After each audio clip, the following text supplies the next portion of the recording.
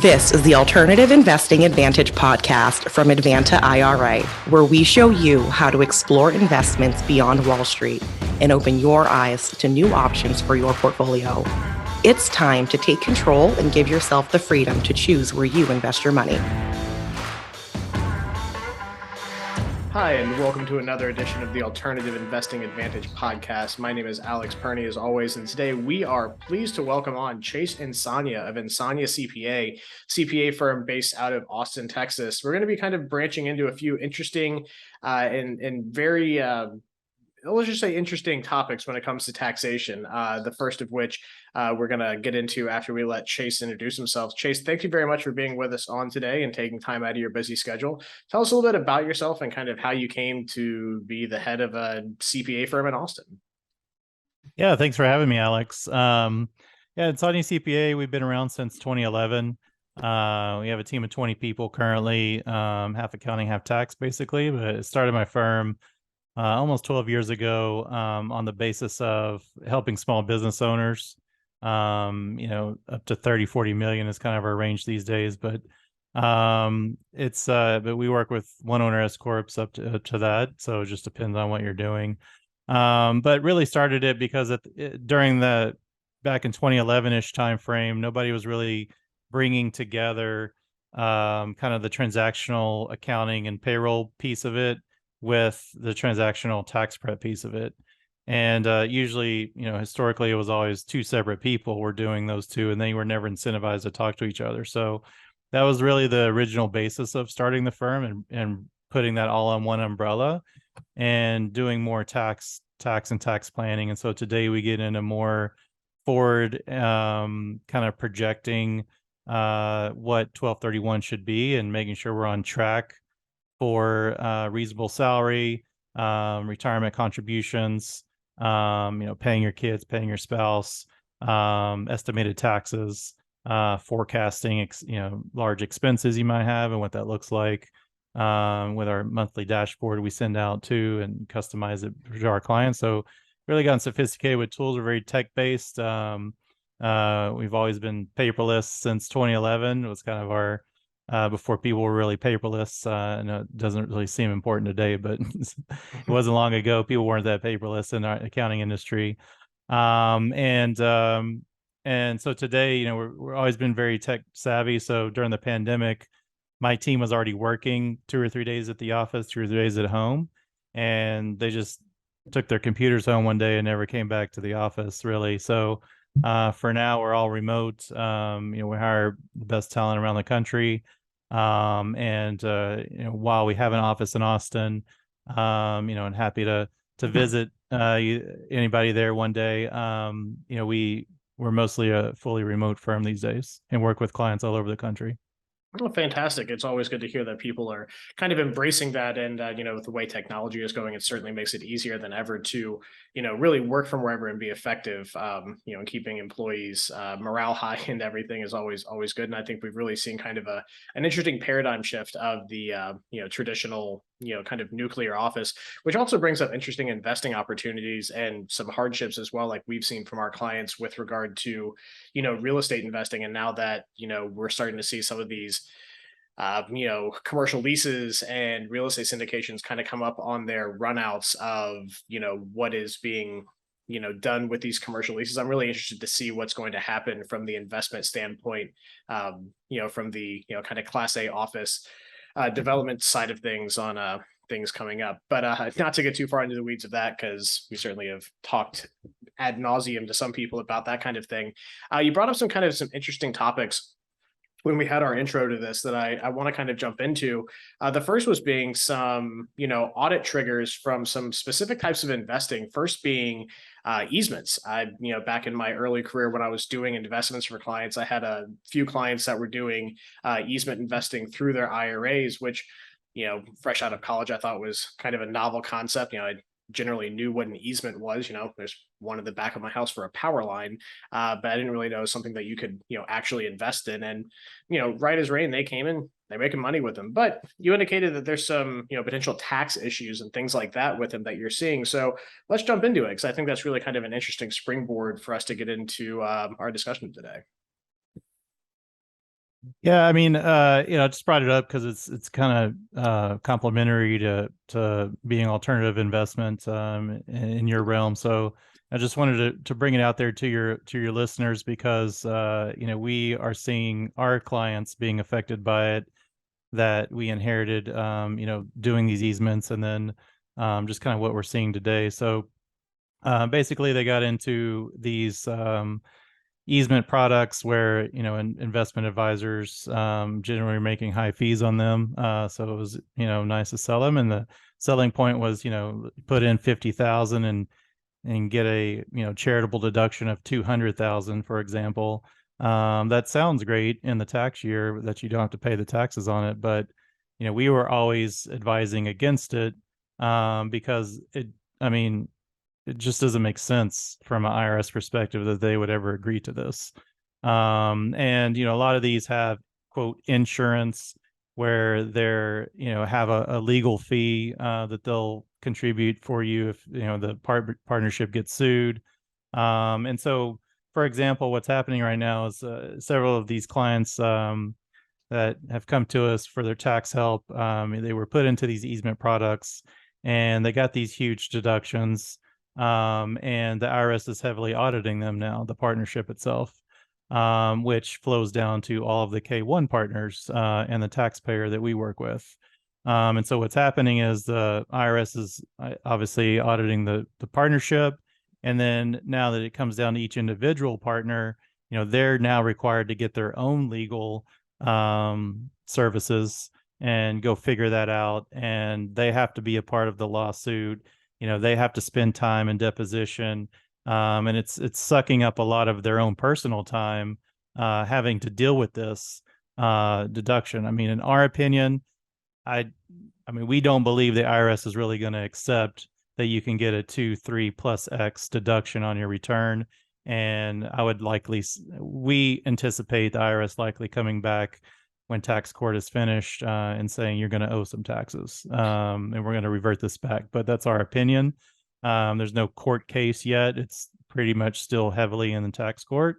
But we try to err on the side of caution. I mean, we're not a hugely aggressive CPA firm, and we're not ultra conservative, but we don't, our position is we don't like to raise any red flags, and in our opinion, that certainly raised a red flag.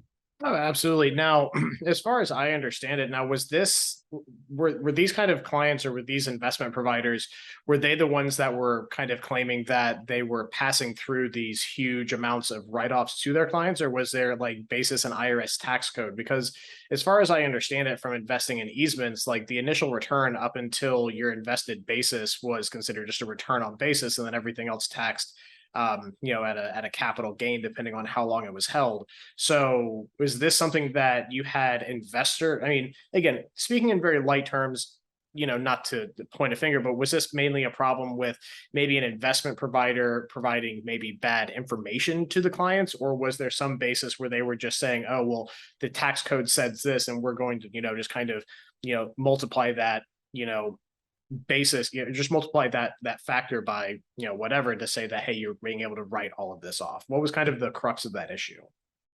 Yeah, it is sort of speaking the tax code, and it is the basis that we're questioning. And so they would say, it's worth, you're putting in this, but it's worth 2 or 3x in 10 years. And so we're going to give you this deduction today for it. And that was the original basically conversation they had with the advisor.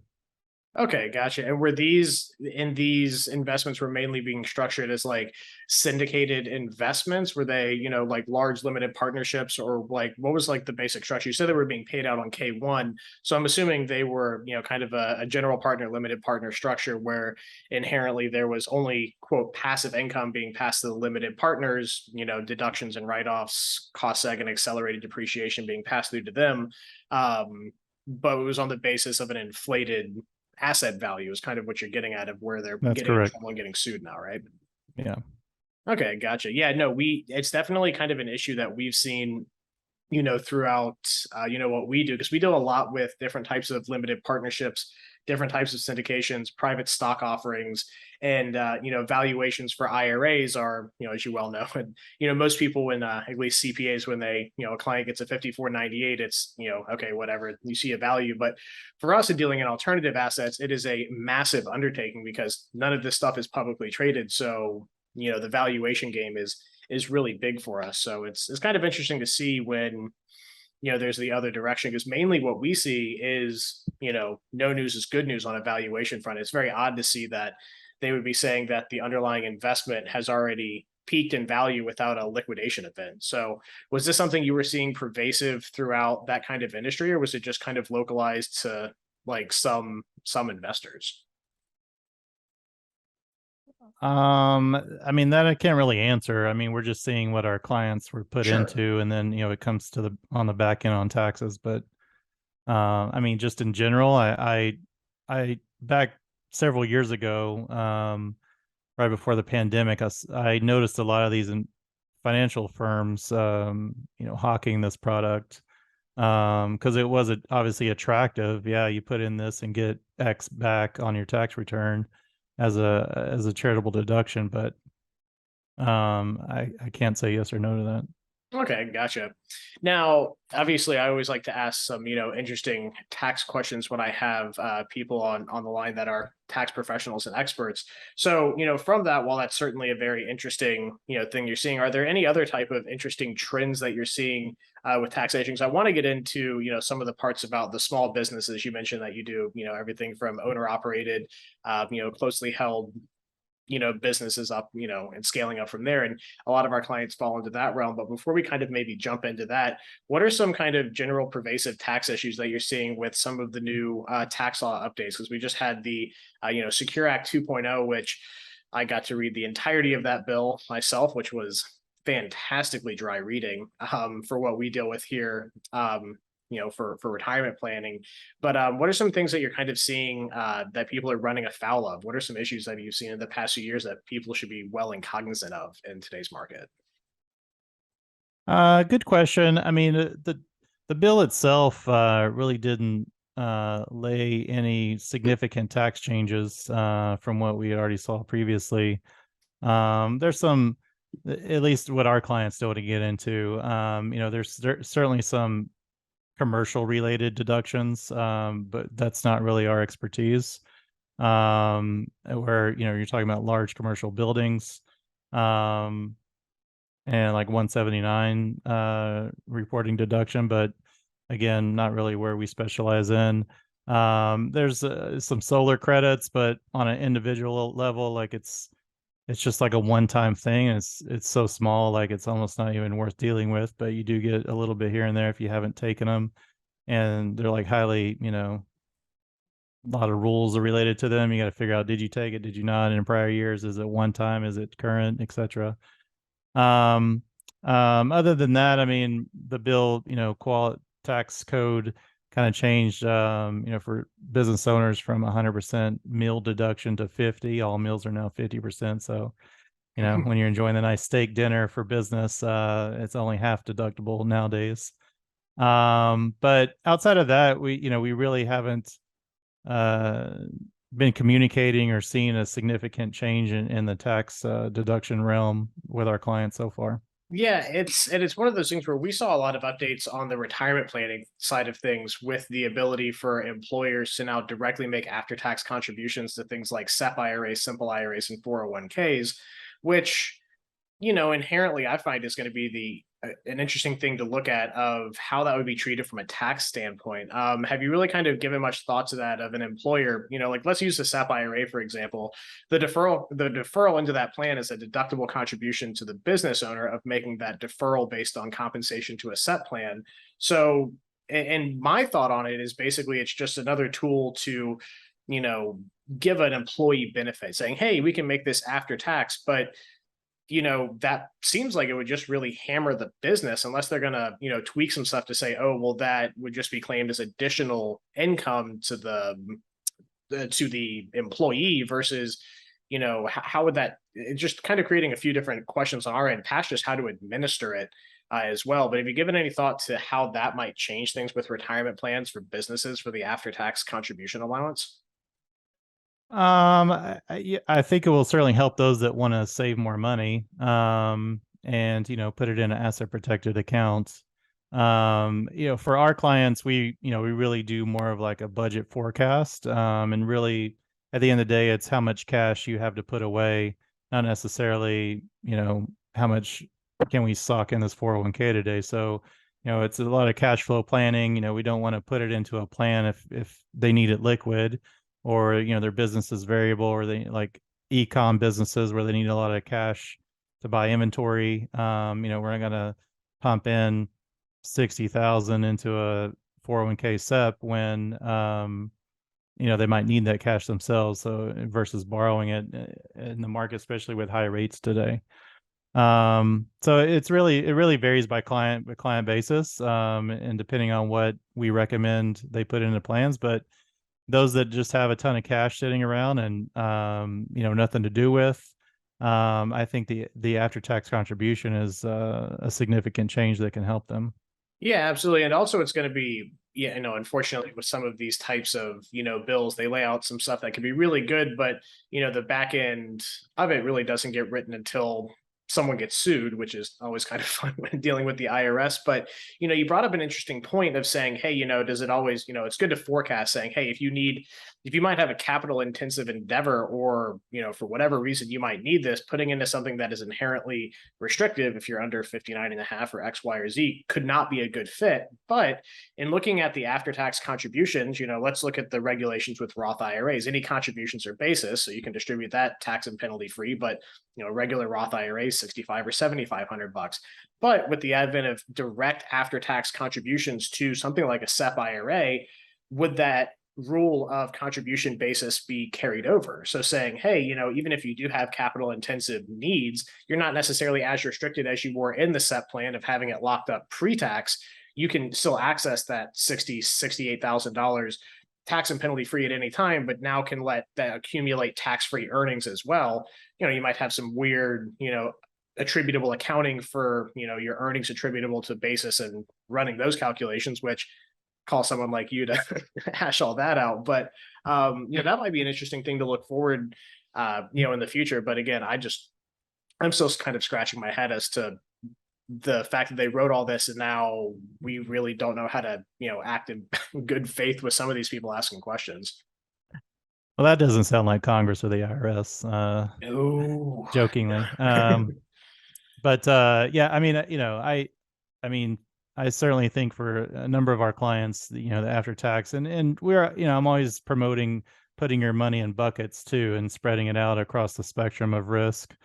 And where you have your money laying, whether it's in real estate, whether it's a brokerage account, retirement accounts, etc. And that's just one bucket. If you have, like I said, money lying around and all the other buckets are already full, I mean, that's a perfect opportunity for you to pump it into an asset protected account.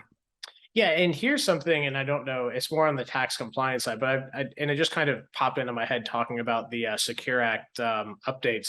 But going back into and it's more of a kind of a retirement plan thing too, but the going back into 2020 when we had the CARES Act, the big rescue net bill that was put out there with all sorts of stuff, but it had the provision of taking a penalty free distribution from a retirement plan up to 100K and a 3-year rollover rollout. And we've kind of debated, intra office as to whether or not, now that we're getting into the 3rd year, if someone had taken out that money and either paid the tax in 1 year or split it over the 3 years, if they're still under the eligible rollover window, do you think they'd have to put it back into a pre-tax, or could you use that as a way to have split a Roth conversion over 3 years and then roll those funds back into a Roth IRA? Because it only said rollover back into a qualified retirement plan in the actual legislation. So it would kind of lead me to think, again, anyone listening to this, I'm not a tax advisor. Talk to someone qualified for your situation to get the answer to this question. But that would be kind of an interesting thing this year. I should probably try to get some bearing on it. I don't know if you have any thoughts on that, but I thought that would be kind of an interesting way if you had that and hadn't rolled it back in and have since rebounded from everything happening during COVID, as to whether or not that might have allowed some people to have kind of a 3-year runoff to do a pretty sizable Roth conversion. I mean, that's a great point and great questions. I mean, I haven't really explored it, to be honest. So I can't really speak to that, but I'm assuming, some aggressive people will probably take advantage of that, and I think it's back to what we'll have to see what happens in tax court if it does get audited. Yeah, and that's always a fun thing. It's the bad thing about tax court is that for all those of you listening that haven't ever had the experience of going to tax court, one, try not to do anything that'll get you there. But unlike criminal court, you're under the burden of assumed innocence. Tax court, you're under the burden of proved innocence, meaning that you go in there having to prove the IRS is wrong in what they're accusing you of, as opposed to them trying to prove the criminal defense that you did something. You're not presumed innocent going into tax court. So yeah, be careful with that one. So maybe you don't want to be the test case for some of these maybe more ethereal thoughts that I have. So just user beware on some of that kind of stuff. Have you ever had to go to tax court for a client? We have none. I mean, we're not a law firm or a tax law firm, but I mean, we certainly recommend it out. A couple of our clients have done dealings with tax court, but never actually a full court case. Yeah, it's I've only had maybe 2 or 3 clients in my 11 years that have had to go to tax court. All of them had favorable outcomes, but they definitely had a few more gray hairs after the whole experience. It's not exactly something that I would recommend. Just don't do stuff that'll get you going to tax court. Don't go doing things that'll get you taken to any court. I mean, yeah, a lot of our clients, we inherited these ones that went to tax court, but we again, we don't like to do anything that raises a red flag. We're not trying to affect our professional liability and our licensing. So, our name's on the return. We're just as responsible as a CPA firm. So, we're not interested in taking it that aggressively as some other people do. Yeah, absolutely. Now to kind of pivot a little bit, you mentioned again that you deal in, S corps, all, and kind of scale up, but a lot of our client basis that are not just rank and file, IRA clients, we deal a lot in the, the owner operated business, family operated businesses, that kind of space. And I get asked a lot, especially, I'm dealing with some clients right now that, started a business. We were doing some 401k work for them, and things are going fine, but they like a lot of married couples did, they had kids, and now they're saying, oh great, well, how do we save for college? And they got on the kick of trying to start a Roth IRA for their kids, which is all well and good, but they started asking me the questions, well, what can we do to make sure that we can qualify these contributions? And I'm like, well, I mean, an infant's a little young to be sweeping floors and things like that. But do you have any guidance for people, if they have, children that want to put them on payroll for, either, paying them and teaching them the value of a dollar, or, some type of, planning like that, because Roth IRAs can be a good utilization for things like college expenses. It's a good thing to have when you turn 18 to, jumpstart retirement and tax-free savings. But again, you have to have earned income to qualify it. So for those of you that might be out there listening and have asked me this question, let's see if we can get a CPA to give us some guidance on what might be, best practice when it comes to having kids work for you. Yeah, if you're, an S corp owner, we're not talking Schedule C sole proprietors. As an S corp, you've got to run any kids payroll through payroll service. And if they do qualify working in the business, I mean, we certainly recommend creating a job description and kind of following that in a pay schedule. You're not going to have a kid working 40 hours when they're in school. So maybe the payments are variable, where they're more in the summer and in the winter when they're on break than they are just spread out weekly like they're a regular employee. But definitely have a job description. I mean, our minimum age is generally 5, unless you have a specific use case. Sometimes in e-com, if they're, depending on what product they're selling, they'll put their infants or small children in clothing, or in the photo shoot or the video shoot that they're doing for marketing, and that generally qualifies as a qualified business event to be paying the kid and compensating them just as if they were in a movie, and they get compensated by a film director. So but when they do pay their kids, we recommend at least a net $6K going into the Roth IRA. So if they're contributing to 529 plan after tax. Obviously, you get no tax benefit there for doing it on your current return. So, if you own a business and an S corp, and you're already contributing to 529, if you can qualify paying your kids in the business and having them work in the business with that job description, then paying them, contributing to the Roth IRA with that earned income up until the max, and then go back to the 529 plan and contribute it if you want to continue with education savings. But we highly recommend the Roth route first because that's the most benefit. We try to tell them, a lot of kids don't like to go to college these days because it's super expensive.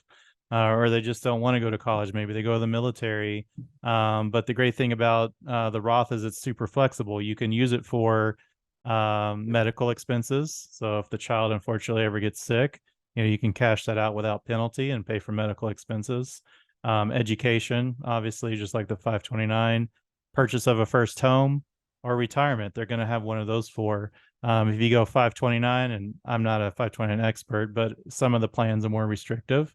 It's just usually for education. If the kid doesn't want to go to higher education and they cash that out, then it's usually taxable to them. So that's where the Roth becomes more beneficial because it's more flexible, and maybe they don't even need the money when they're in their 20s and they just let it run in retirement, which is even better for them. So we're a high proponent of the child Roth IRAs when it makes sense.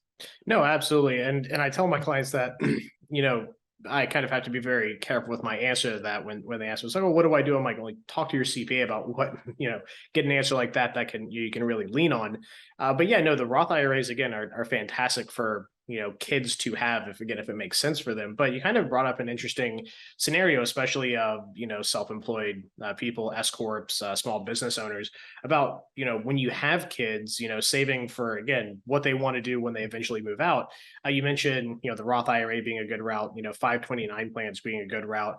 I'm assuming that you're probably not the biggest fan of Coverdell ESAs. Not a whole lot of people are because they're just such small contribution limits. But, if you were to add in another third thing to that, again, of kind of forecasting for people, and I know it always depends on, if you're a S corp that makes $50,000 a year net versus an S corp that makes $1 million a year, your plans are going to be wildly different. But in general, again, painting with a broad brush that's going to affect the most people in this segment, what would you say are maybe another item for people to look at besides just, being good with your money and not wasting it on, stupid stuff to, again, save for when the kids get to be of age?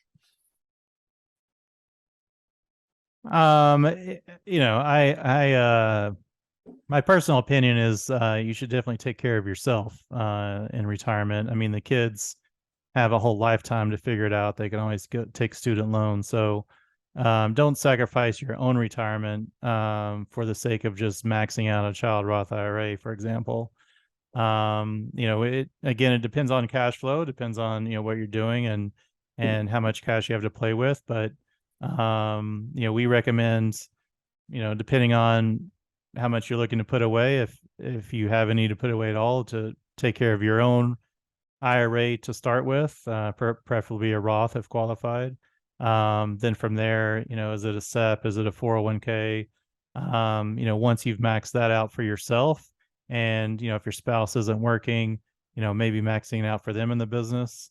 Then we get to the kids, third in line, and contributing to them. So if you're making 50K, that's probably not going to be the case.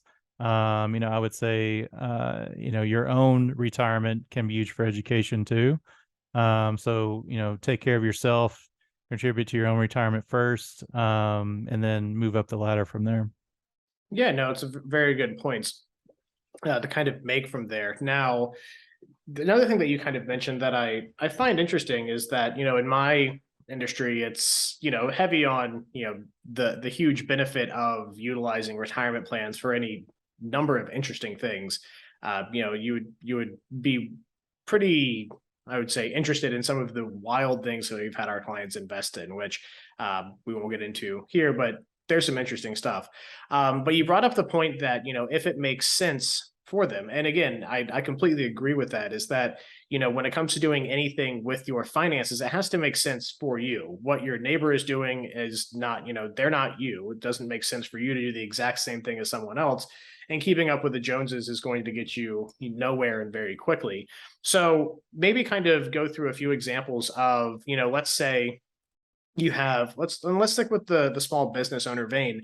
What kind of things would you say, like what scenarios would you recommend someone saying, hey, while tax qualified plans are fantastic and they have a very, should be probably a pretty good priority for you to try to get to a position where it makes sense for you to do that, what kind of times would it not make sense for someone to use something like, let's say, a 401k? I know we talked about in our intro about things like defined benefit plans and cash balance plans. Those are, again, kind of on the other end of the spectrum, but the 401k, SEP IRAs being kind of, again, that middle ground. What scenarios would you maybe say is not necessarily, people should look to other alternatives, and what might some of those alternatives be?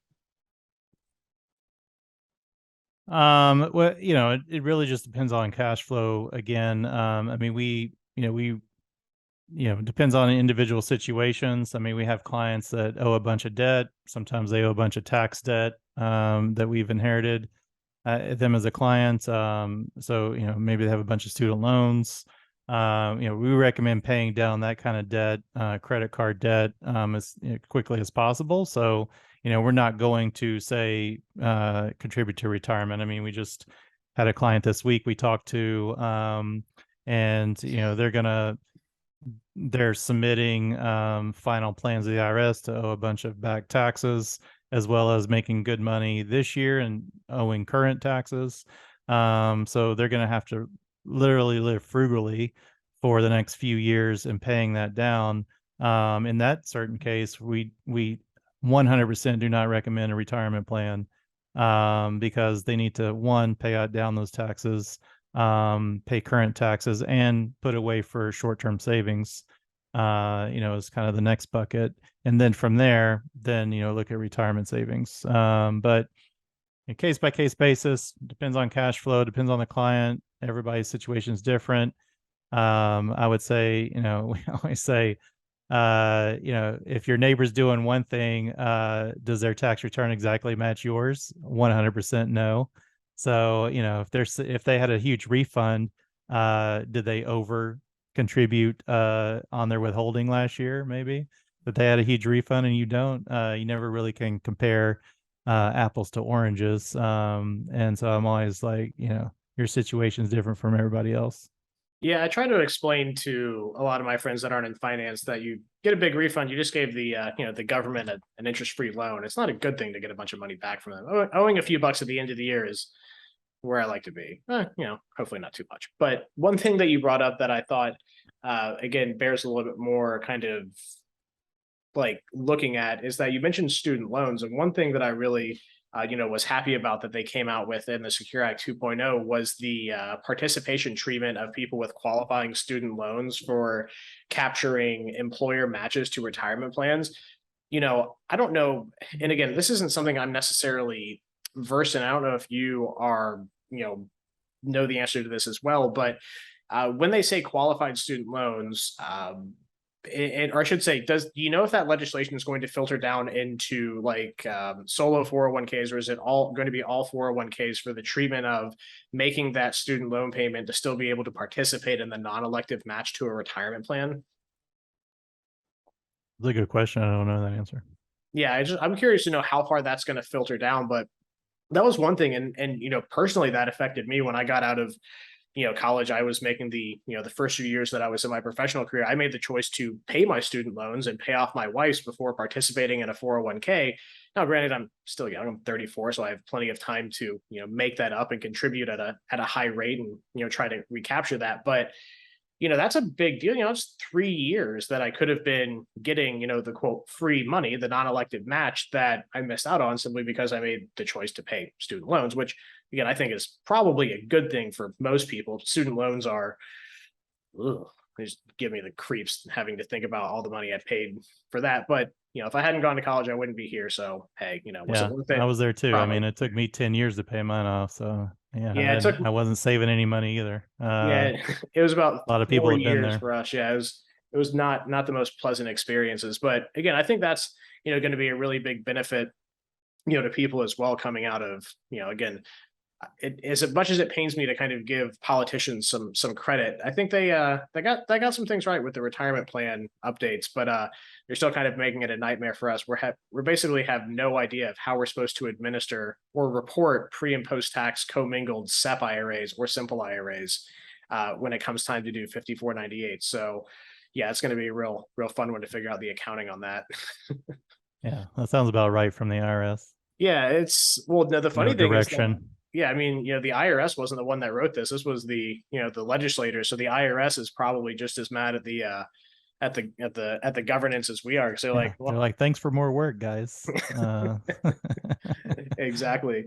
We're kind of, rounding third a little bit, but are there any other kind of particular issues out there for the, rank and file taxpayer that you see coming up that people should be aware of? Are there any, mysterious tax deductions that people are missing out on, or anything that you feel is kind of best practice that if someone were to walk up and ask, say, hey, you have, what should everyone know, that you're like, I wish more people knew blank when it came to, tax preparation, tax planning, things like that? I mean, not specifically like, one deduction here or there. Maybe just a side note, because I have a self-directed IRA. I have 15 rentals currently myself. A lot of our clients that are, kind of rank and file and usually high income, W-2 income, they're, reading and seeing, oh, I should get into rental property. Let me go buy this single family home. My opinion, in this market, is no. Just from experience, unless you're getting a super sweet deal. But I try to sway people to read more and educate themselves more on really what's involved in a rental property. It's not you buy it and it takes care of itself. I mean, even if you have a management company, which I have several in different locations, you're managing the managers. And there's always something going on. There's always something to look at or deal with. Do you want to be involved in it? And what's your cash rate at the end of the day on a single family home? I mean, in my experience, it's a variable up and down, unless, especially if you have a mortgage on it. I mean, caveat, I have mortgages and on all my properties. So certainly if you buy it all cash down, of course it's going to cash flow. But if you're financing them, and invariably, 1 year is going to be up, next year's going to be down, or whenever that tenant moves out and you got 3 months of no rent, you've got make ready charges, you've got high capital costs sometimes.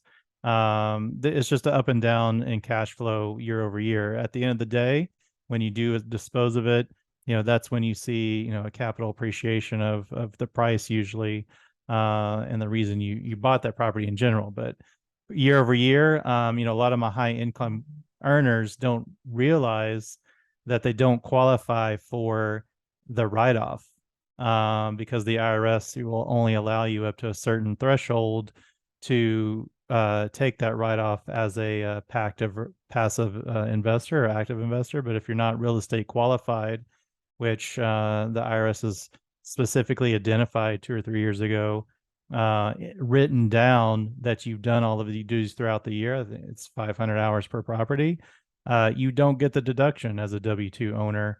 And now those losses carry forward for when you dispose of it and sell it. But in the current year, it's not going to help you. So that's really one of the biggest things I run into is people think, oh, I'm going to buy this rental property and get deductions because I have a big W-2 income. And that's just simply not the case with the tax code the way it's written today.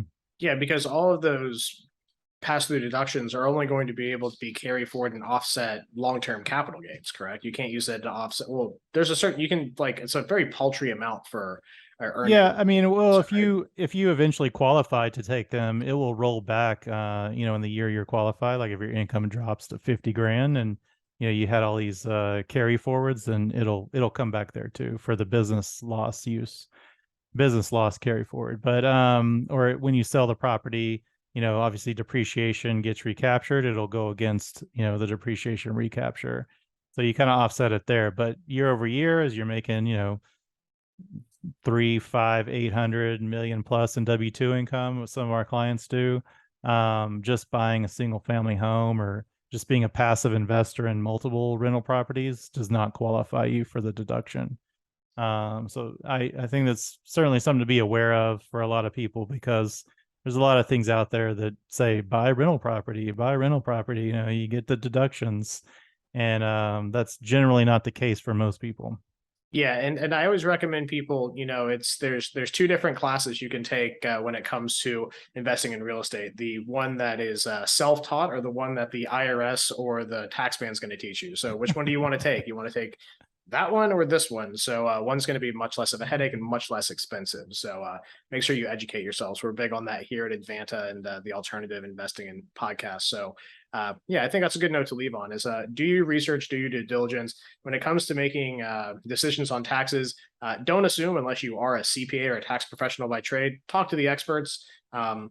You wouldn't hire your tax man to repave your driveway, kind of thing. It's there's people out there that are professionals and have these careers for a reason. So talk to the people that know what they're talking about. With that said, Chase, if people are interested in getting some tax prep services or other advice or utilizing what your company has to offer, are there any states that you do not operate in? And if there aren't, how can people get in touch with you? How can they find you? No, we work in all 50 states. A lot of people aren't aware that CPAs have reciprocity to file taxes in all 50 states without being registered. So unlike insurance agents or financial advisors or attorneys, CPAs can work in all 50 states. So we have clients all over the country. We're based out of Austin, but our second largest tax filing is California, because a lot of people move here. And New York is number 3 because a lot of those people move here too. So we do a lot of out-of-state taxes. My team, it's not me doing all the work. Again, I have a team of 20 people filing taxes. So we certainly can help anyone. But if you'd like to get a hold of us, feel free to reach out to Insogna CPA. It's INSOGNA CPA.com, and hit us up on the contact us page, and love to reach out to you. We're here all year long. We're not like some firms that just disappear for 3 or 4 months at a time during the summer. We're working all year long. We have hundreds of clients we work with monthly, and a lot of clients we do taxes for beyond that. So feel free to reach out to us. We're here to have a conversation anytime. All right, Chase. Well, I really do appreciate you being on with us today. Again, my name's Alex Perny. This is the Alternative Investing Advantage podcast. Thanks for being with us, and have a great day. Want to hear more episodes of the Alternative Investing Advantage? Search podcast at advantaira.com and subscribe.